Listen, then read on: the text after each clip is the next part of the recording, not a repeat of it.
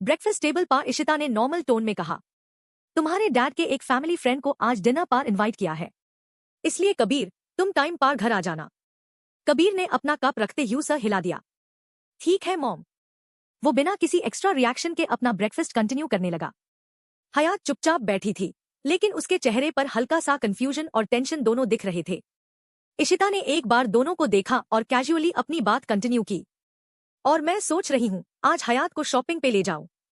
कबीर ने एक नजर हयात की तरफ डाली, फिर शांत आवाज में बोला, ओके मॉम, जैसे आप ठीक समझे। हयात ने सर नीचे कर लिया और चुपचाप अपनी प्लेट की तरफ देखने लगी।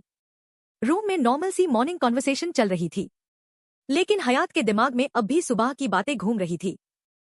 शॉपिंग ट्रिप के दौरान हयात ज्यादा कुछ नहीं ले रही थी। इशिता हर शॉप में उससे ऑप्शंस दिखाती रही, लेकिन हयात बस हल्का सा सर हिला देती। आखिर इशिता ने थोड़ा रुककर पूछा, तुम कुछ ले क्यों नहीं रही हो?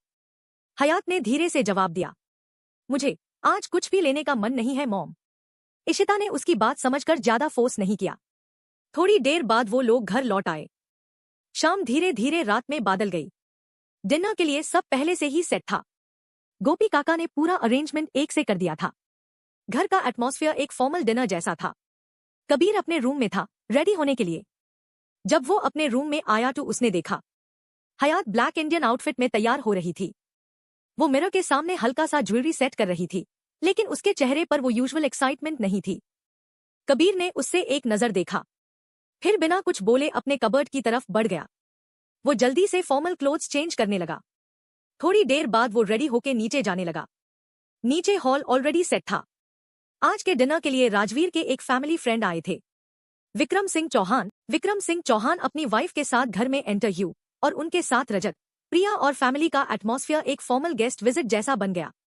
लिविंग हॉल में सब लोग सोफा बैठे यूदा। हयात ने जब उन्हें देखा तो उसे कुछ याद सा आया। ये वही लोग थे जिनके घर वो करवा चौथ के दिन गई थी। उसने पोलाइटली सबको ग्रीट किया, नमस्ते। प्रिया भी उससे देखकर हल्का सा स्माइल करते हुए उसके पास आई और कैजुअली बात करने लगी। दोनों के बीच थोड़ी नॉर्मल कॉन्वर्सेशन चल रही थी। कुछ देर बाद रजत और कबीर उठकर स्टडी रूम की तरफ चले गए। शाम धीरे धीरे डिनर टाइम में बादल गई। सब लोग डाइनिंग टेबल पर बैठ गए। आज का डिनर फॉर्मल था, सब अरेंज्ड और प्रॉपर सेटिंग के साथ। हयात को भी चाहते हुए कबीर के साइड में बैठना पड़ा। वो थोड़ी अनकंफर्टेबल थी, लेकिन कुछ बोल नहीं रही थी। डिनर शुरू हुआ। तभी सावित्री ने कैजुअली हयात की तरफ देखकर पूछ लिया, बेटा तुम्हारे मॉम डैड क्या करते हैं? हयात ने एक पाल के लिए सर उठाया, फिर धीरे से जवाब दिया, मॉम एक छोटा सा बिजनेस चलती है और उनकी तबीयत थोड़ी ठीक नहीं रहती, इसलिए ट्रीटमेंट चल रहा है। सावित्री ने हल्का सा सर हिलाया। फिर उसने दोबारा पूछ लिया, और तुम्हारे फादर? इस बार हयात कुछ सेकंड्स के लिए चुप हो गई। उसके हाथ प्लेट के पास रुक गए।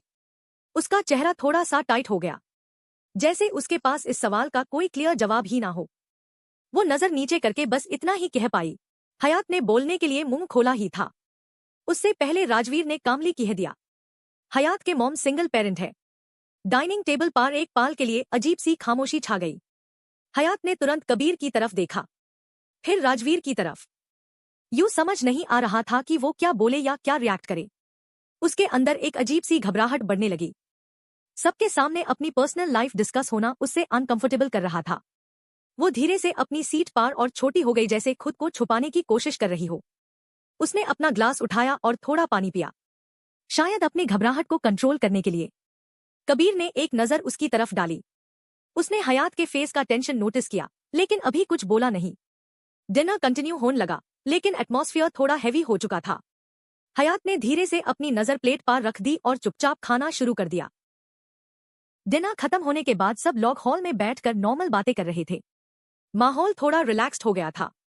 तभी विक्रम सिंह चौहान, रजत और कबीर तीनों उठकर स्टडी रूम की तरफ चले गए। स्टडी रूम में जाकर दरवाजा हल्का सा बंद हुआ। अंदर का एटमॉस्फेयर अब काफी सीरियस और बिजनेस डिस्कशन जैसा हो गया था। तीनों किसी इंपॉर्टेंट बात पर बात करने लगे, जो बाहर के नॉइज से अलग थी। इधर हॉल में इशिता, सावित्री और प्रिया बैठी हुई थी। हयात चुपचाप सोफा पा बैठी थी, लेकिन उसका ध्यान बार बार स्टडी रूम की तरफ जा रहा था। वो कबीर को एक बार देखना चाहती थी, लेकिन वो अभी अंदर बिजी था। वो बस छुप रहकर अपने हाथ को लाइटली फोल्ड करके बैठी रही, जैसे किसी चीज का इंतजार हो। हॉल में बातें चल रही थी कि अचानक प्रिया को हल्का सा चक्कर आने लगा। वो अपनी जगह पर ही लड़खड़ने लगी। इशिता और हयात दोनों तुरंत उठ गई।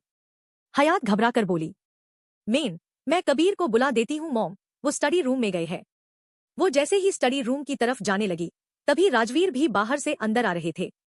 उन्होंने प्रिया की हालत देखी तो तुरंत सीरियस हो गए। डॉक्टर को कॉल करो जल्दी, राजवीर ने शार्पली कहा। हॉल में अचानक पैनिक सा एटमॉस्फेयर बन गया। थोड़ी देर बाद कबीर, रजत और विक्रम स्टडी रूम से बाहर आए। जैसे ही उन्होंने हॉल का सीन देखा सब रुक गए। रजत तेज आवाज में बोला, प्रिया बेहोश हो गई है। कबीर की नजर सीधा प्रिया की तरफ गई और उसका चेहरा इंस्टेंटली सीरियस हो गया। रजत तुरंत प्रिया को गेस्ट रूम की तरफ ले गया। उसने उससे धीरे से बेड पर लीटो दिया और डॉक्टर को जल्दी बुलाया गया। कुछ देर बाद डॉक्टर ने प्रिया को चेक किया और कामली कहा, घबराने की कोई बात नहीं है, प्रिया प्रेग्नेंट है, वो मॉम बनने वाली है। ये सुनते ही पूरे रूम का एटमॉस्फेयर चेंज हो गया। पहले जो टेंशन थी वो अचानक खुशी में बादल गई। रजत के चेहरे पर एक अलग हाई ब्राइट स्माइल आ गई। वो इमोशनली प्रिया का हाथ पकड़कर खड़ा रहा, जैसे उसकी खुशी संभल ही नहीं रही हो। इशिता भी खुश हो गई और सबको मिठाई लाने के लिए बोल दिया गया। एक एक करके सब लोग एक दूसरे को बधाई देने लगे। घर का माहौल बिल्कुल फेस्टिव हो गया। थोड़ी देर बाद राजवीर ने विक्रम की तरफ देखते हुए कहा, आज रात आप यहीं रुक जाओ, कल सुबह चले जाना। विक्रम ने हल्की मुस्कुराहट के साथ सर हिला दिया। ठीक है राजवीर जी। रूम में एक वार्म और हैप्पी एटमॉस्फेयर बन गया था। विक्रम और सावित्री अपने गेस्ट रूम में चले गए और थोड़ी देर बाद सब सेटल हो गया। घर का एटमॉस्फेयर अब काफी शांत हो चुका था। हयात ने अपने रूम में जाकर कंफर्टेबल टी शर्ट पहनी। उसने एक टेडी बेयर। हयात ने जल्दी से अपने कंफर्टेबल कपड़े, टी शर्ट पहने। उसने अपना टेडी और पिलो उठाया और धीरे से रूम से बाहर निकलने लगी। कबीर ने उससे देख लिया और सीधा पूछ लिया, कहाँ जा रही हो? हयात थोड़ी रुक गई और फिर मासूमियत से बोली, प्रिया भाभी के रूम में जा रही हूँ। आप वहां सो जाओ, उनके पास छोटा बेबी आने वाला है ना, मुझे उससे थोड़ी बातें करनी है। कबीर ने उसकी बात सुनकर एक पाल उससे देखा, फिर नॉर्मल लेकिन फर्म टोन में बोला, कोई कहीं नहीं जा रहा, तुम यही चुपचाप सो जाओ। उसने ब्लैंकेट की तरफ इशारा किया। हयात ने मुंह बनाया लेकिन कुछ और आर्ग्यू नहीं किया। वो धीरे से वापस बेड की तरफ चली गई और चुपचाप लेट गई। कबीर भी थोड़ी देर बाद अपनी साइड पर आकर लेट गया था। रूम में हल्की सी साइलेंस थी, लेकिन कुछ देर बाद हयात ने धीरे से अपनी आंखें खोली। उसने कबीर की तरफ देखा, फिर चुपचाप उठकर बेड से नीचे उतरने लगी।